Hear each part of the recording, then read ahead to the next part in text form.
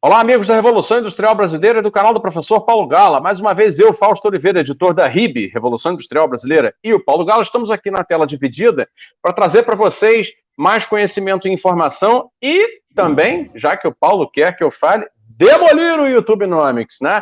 Andar bala, direcionar os canhões para essa muralha de incompreensão que se formou a respeito do debate econômico brasileiro através de participações de ultraliberais na internet. Ultraliberais os mais variados, com suas denominações exóticas, estranhas, e que eu faço questão de não lembrar mais o nome. Hoje o assunto é o seguinte: você já deve ter visto por aí que existem países que são produtores de uma coisa só.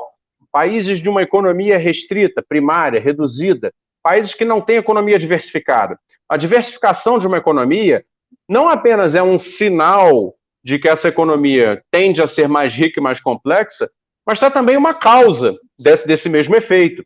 A diversificação de uma economia, ela exerce um poder que é muito interessante sobre a sociedade, o poder da economia de aglomeração. É uma noção muito cara para o pessoal que pensa desenvolvimento, porque você, através de vários setores operando em harmonia, diferentes setores operando como demandantes e ofertantes uns dos outros, você constrói laços, teias multidirecionais dentro de uma economia. E esse efeito da economia de aglomeração é gerador de alto valor, gerador de muito conhecimento, porque demanda profissionais qualificados, e, portanto, é um dos grandes caminhos para o desenvolvimento econômico, a diversificação de uma economia. Hoje, no Brasil, nós estamos indo no sentido oposto a isso, nós estamos indo no sentido da simplificação da economia, nós estamos indo para virar uma economia de um produto só, assim como vários países também são, todos eles, ou a imensa maioria deles, países pobres, países que ficaram para trás. E aí eu vou passar para o Paulo para explorar melhor com exemplos práticos aí o que são esses países de um produto só, em contraposição aos países de economia diversificada. Paulo, mete bronca, a palavra é sua. Obrigado, Fausto. É um prazer falar com você, com todo mundo. Antes de mais nada, dizer que isso aí que você falou é exatamente o que a gente chama de complexidade econômica. A complexidade econômica nada mais é do que uma medida dessas interações, infinitas interações entre empresas, pessoas, trabalhadores, numa rede complexa que é capaz de produzir coisas sofisticadas. Por isso que a medida de complexidade econômica está associada à diversificação, né?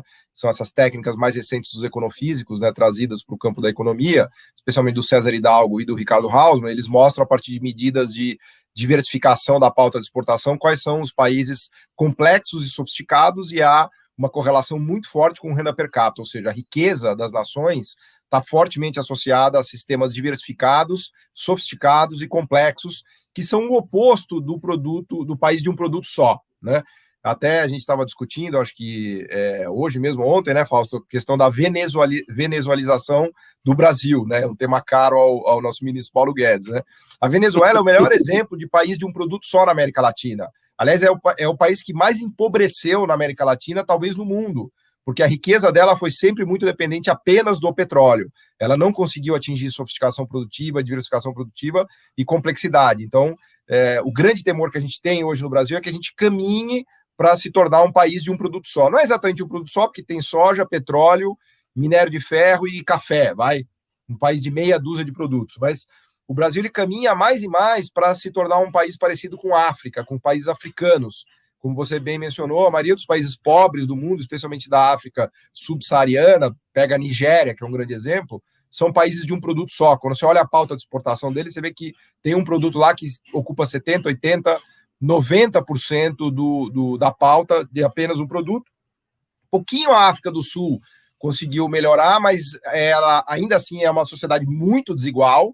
Aliás, mesmo vale para o Chile. O Chile é um país de um produto só na América Latina. Você morou lá, ele tem 60% das exportações em minério de cobre, só que ele tem uma desigualdade muito grande para o padrão de renda per capita dele. Então, os países de um produto só, eles também tendem a ter uma desigualdade muito maior, porque eles não têm esse chamado miolo da classe média sofisticada, de engenharia, de empregos qualificados e assim por diante, né? Então, o nosso temor é que o Brasil caminhe para isso, para se tornar cada vez mais um país de um produto só. E, Fausto, antes que falem de Austrália, é muito importante dizer que a Austrália não é um país de um produto só. Apesar da Austrália ter 60% das exportações baseadas em minério de ferro, apesar do índice de complexidade calculado pelo Atlas da Complexidade do Hidalgo Hausmann, apontar ela para um país de complexidade intermediária, ela tem uma produção industrial de 90 bilhões de dólares por ano. A Austrália está entre as 20 maiores produções industriais do mundo. Então, ela tem sim, né? A gente já fez programas aqui falando, por exemplo, dos ventiladores de respiração na pandemia. A Austrália é um dos principais países produtores de ventiladores de respiração pulmonar para o socorro ao Covid. Ela tem um setor de serviços extremamente sofisticado, com parte de consultoria, de engenharia de serviços geológicos, de turismo de línguas. Nova Zelândia também, Fausto, é importante dizer, como a gente está demolindo o YouTubenomics, é importante todo vídeo a gente falar da Nova Zelândia e da Austrália para mostrar como esses caras estão completamente equivocados em relação, inclusive, ao ídolo deles, que são essas duas economias, né? A Nova Zelândia, ela é uma produtora muito importante de produtos tech, de alimentos tech, que eu chamo. Por exemplo, os whey protein da vida, eles têm várias manufaturas lá de hidrólise de leite, que está longe de ser uma ovelhinha, tirar leite de uma ovelhinha, né? Ou tecido e lã. Então, são economias, sim, que têm diversificação produtiva e que não são de um produto só. Então, e claro, se você tem uma população pequena, isso te ajuda, né? Eventualmente, países que têm, por exemplo, um Qatar da vida, né? O Qatar tem sei lá, 3 milhões de habitantes e uma maior reserva de petróleo per capita do mundo, tem uma renda per capita de 100 mil dólares. Então, e um pouco a Austrália tem uma população também não tão grande, de 25 milhões de pessoas. Então, para países de população menor, o fato de ter um único produto pode, às vezes, até ser um caminho. Agora, para países como o Brasil, que tem 210 milhões, aí esquece, né, Fausto? Aí, apostar em commodity somente, em agro somente, é caminhar para economias do tipo um produto só, caminhar para a desigualdade e, eventualmente, não conseguir se desenvolver, né? Total. Ô, Paulo, olha, várias coisas... Corta o meu som aí do seu celular, por favor. Desculpa. Então, não, assim, você tocou em vários pontos interessantes. A primeira coisa que, assim, ser economia complexa e ser economia industrializada moderna não significa que todos vão ser Estados Unidos. É a primeira coisa que tem que ficar claro. Tem vários níveis de país competitivo. E é óbvio que as vantagens competitivas, não comparativas, as vantagens construídas, né, que são fruto do esforço econômico de desenvolver diversificação e sofisticação da base produtiva, elas podem assumir várias expressões. A Alemanha é o terceiro país, ou quarto, né, industrial do mundo, e, no entanto, não tem determinados setores que os Estados Unidos e a China têm, por exemplo. Então, assim, não existe homogeneização no desenvolvimento, mas existem regras gerais que se devem seguir. Segundo, quando você fala a razão entre a quantidade e qualidade da matriz produtiva de uma economia e sua população, está acertando muito. O caso, por exemplo, do Chile, que você mencionou, como você falou, eu morei lá.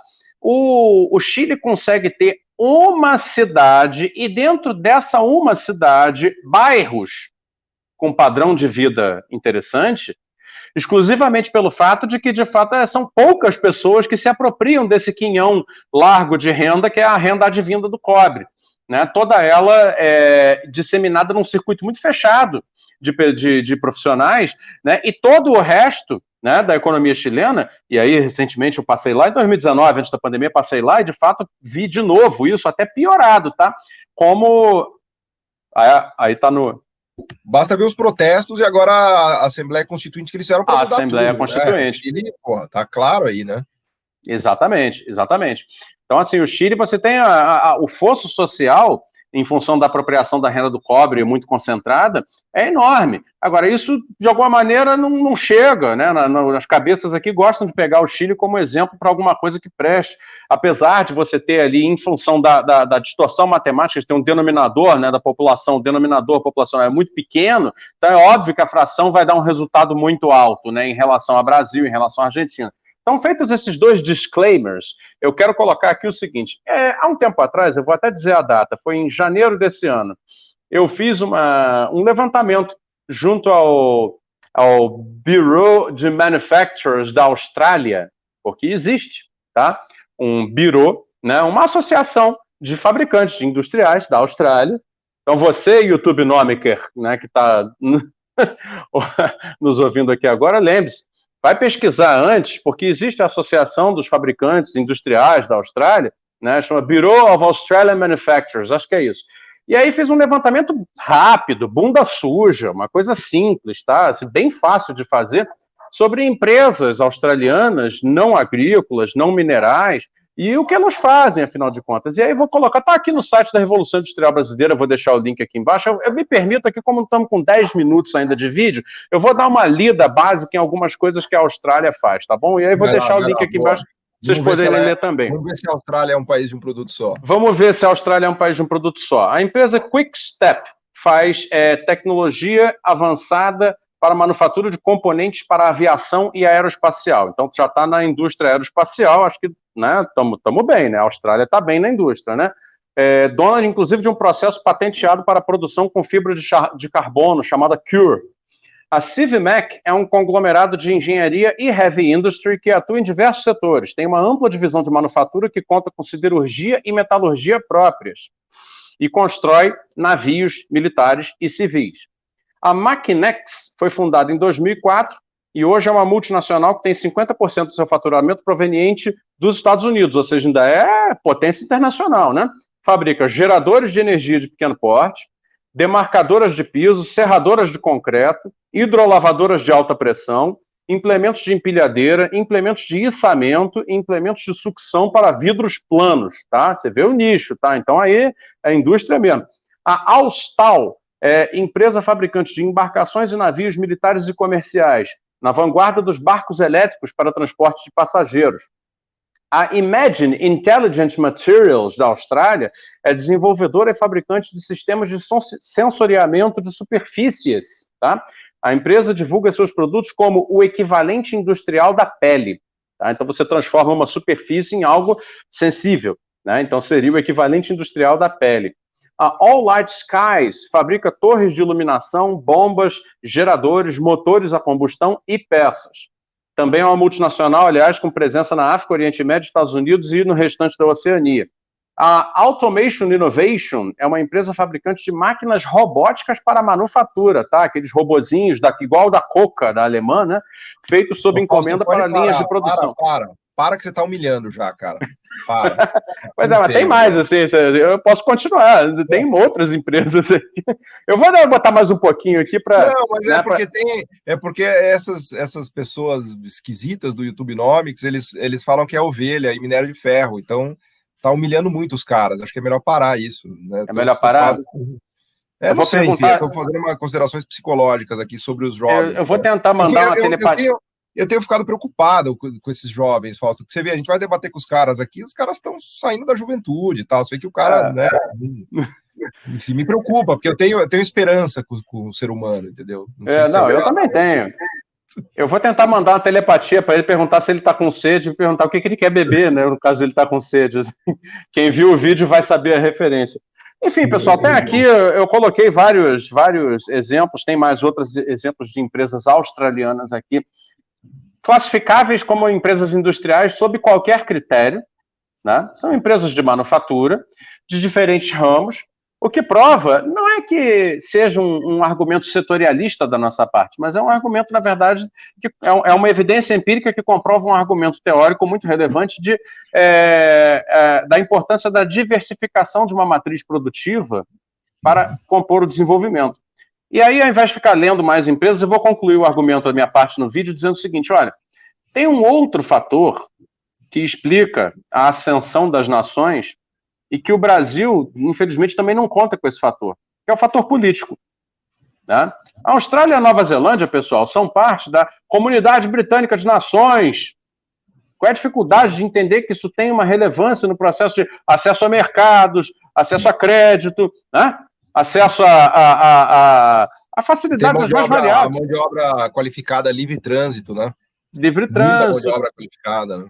Exato, a possibilidade de levar os seus para estudarem nas melhores universidades, receber professores, convidar professores, etc.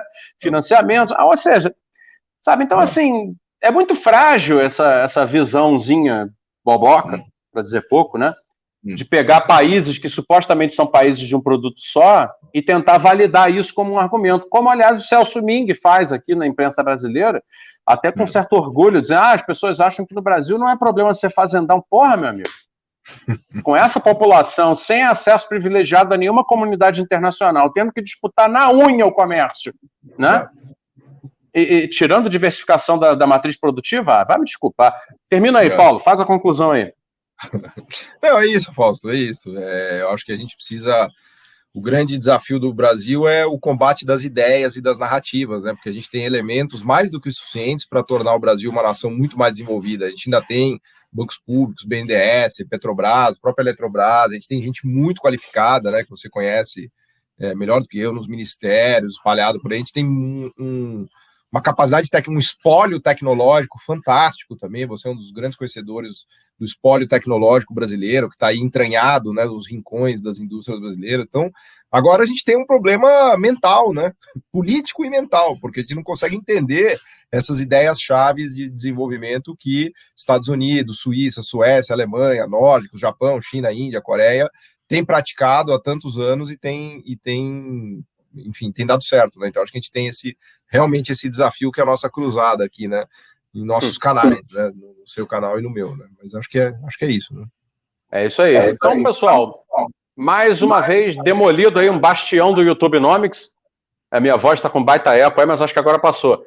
Eu vou então encerrar o vídeo aqui agradecendo a vocês e pedindo que você então compartilhe, assine os nossos canais, a Revolução Industrial Brasileira, meu canal e o canal do Paulo Gala também. São duas fontes importantes de informação realista a respeito tanto de economia, mais discussão mesmo, economia, macroeconomia, microeconomia, etc., como o principal, que é a discussão do desenvolvimento, como fazer as nossas empresas chegarem lá, como criar condições para nós galgarmos essa escada da ascensão tecnológica, comercial, empresarial, para que o Brasil deixe de ser esse lugar, né, estranho, que não satisfaz no fundo a ninguém, a não ser 2% da população no máximo.